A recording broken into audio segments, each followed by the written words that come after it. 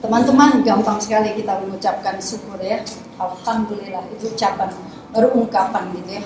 Bersyukur pada Allah, bersyukur pada orang-orang yang memberikan pertolongan atau kasih sayang kepada kita gitu. Tapi sesungguhnya bersyukur itu sangat luas dan sangat dalam cakupannya ya.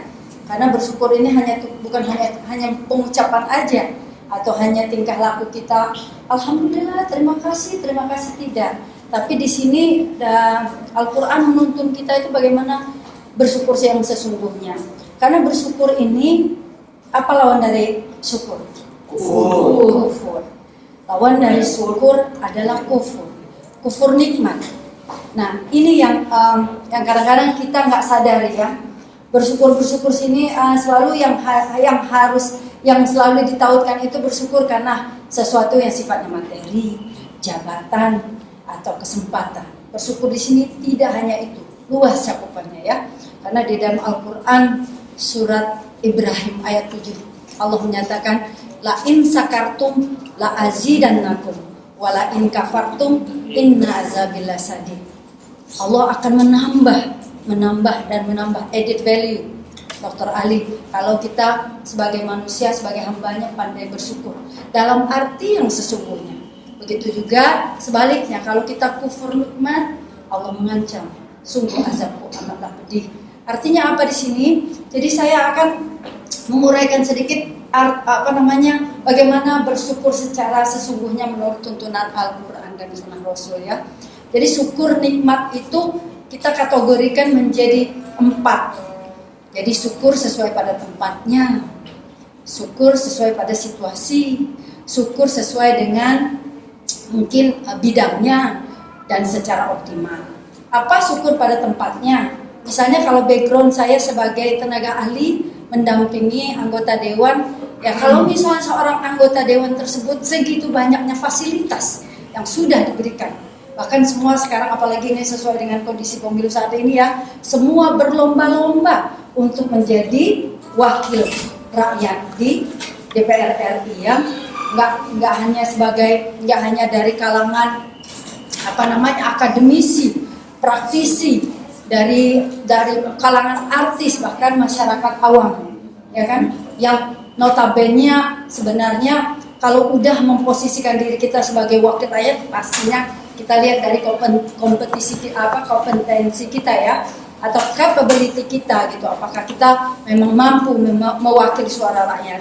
Ya di sini kalau sesuai pada tempatnya seorang wakil berarti kalau dia mempunyai ilmu, artinya misalnya dia ahli dalam hukum, ya pastinya dia memilih bidang yang sesuai dengan komisi yang tentang berhubungan dengan hukum, ya kan, ketatanegaraan dan segala macam.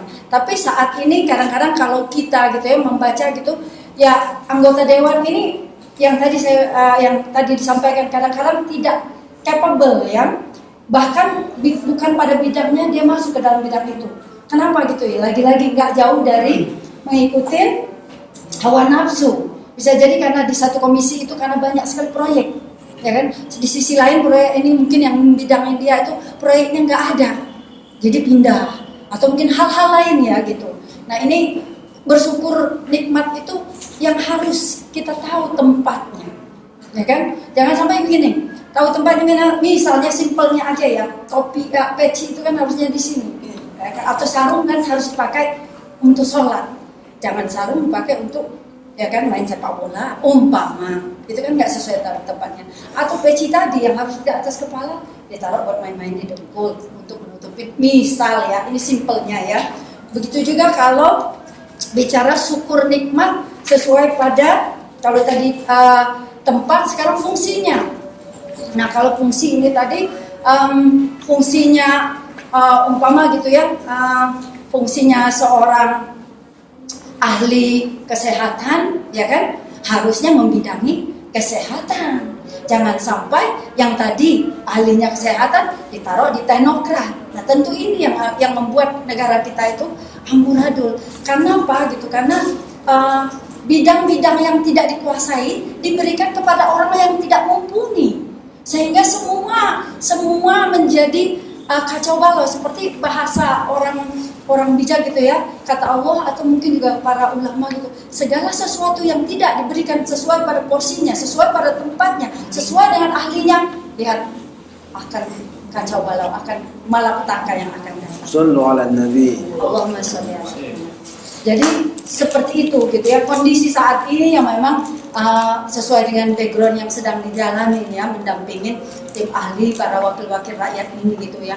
Harapan kita gitu ya, dengan seperti kedepannya nanti jangan sampai seperti ini gitu, karena kita ini bangsa besar, negara besar yang potensi sekali menjadi leader di dunia nanti di 2045. Makanya saat ini kita harus benar-benar harus meyakini diri, optimis untuk mempersiapkan gitu ya kader-kader, generasi-generasi yang mumpuni ya kan, yang harus bisa berkompetisi dalam arti yang sesungguhnya, berkompetisi dalam arti positif ya, berkompetisi kolaborasi dengan dunia lain, bahwa kita adalah citizenship gitu, global citizen.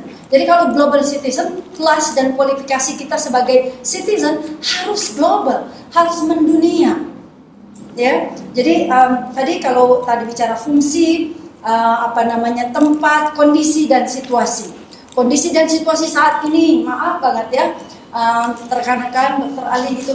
Kadang-kadang ini Indonesia nih benar-benar gitu ya, di saat masyarakatnya kesulitan, di saat kita lagi susah, di saat kita krisis moneter, dampak dari krisis global gitu ya, banyak sekali pejabat kita yang flexing, memamerkan yang mungkin kita bisa nggak etis ya.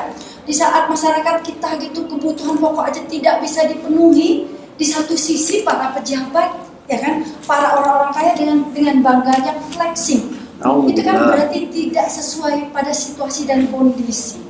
Nah begitu juga kalau bicara tentang syukur nikmat dengan optimal.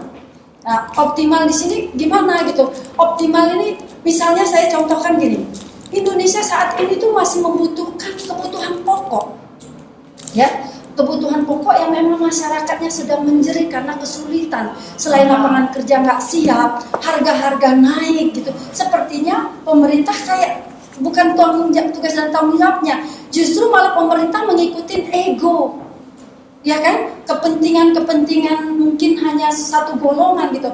Kita bicara tentang kebutuhan pokok, di sisi lain pemerintah atau mungkin contoh ya Dokter Ali, Departemen Pertahanan mau belanja, mau beli persenjataan, sementara masyarakat kita belum makan, nggak bisa makan, nggak pas gitu situasinya ya, dan tidak optimal. Optimalnya di sini begini, kenapa harus mendahulukan itu pemerintah? Di satu sisi kita ini untuk basic need aja nggak bisa gitu.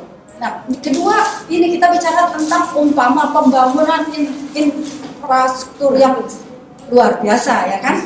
Kadang-kadang nggak dikalkulasi, nggak dikaji. Inilah optimal itu harus secara sistem runut dan teratur. Optimal ini misalnya harus dikaji gitu ya. Jangan hanya karena ambisi, hanya karena waktu menjabat sudah mau habis, harus dihabiskan. Tidak seperti itu. Ini tuntunan dari Al-Quran dan hadis. Jadi memanfaatkan syukur. Jadi kalau saya judulnya syukur tadi luas dalam cakupannya gitu ya.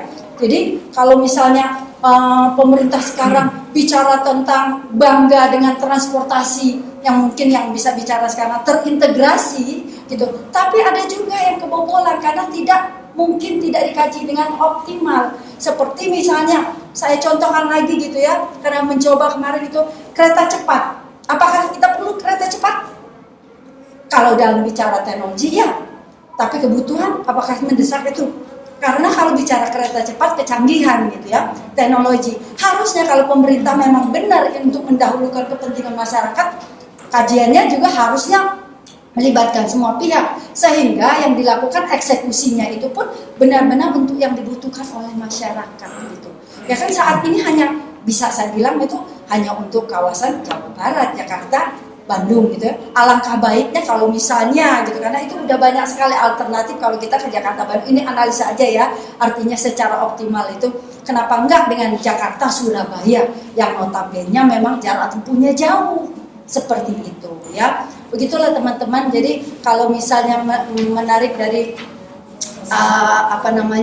aktivitas sehari-hari tentang bersyukur ini, banyak sekali gitu yang tidak kita syukurin, bukan hanya menggarisbawahi anggota dewan aja lah, tapi kita sebagai anggota masyarakat pun juga banyak juga yang kita kufur nikmat ya, gitu.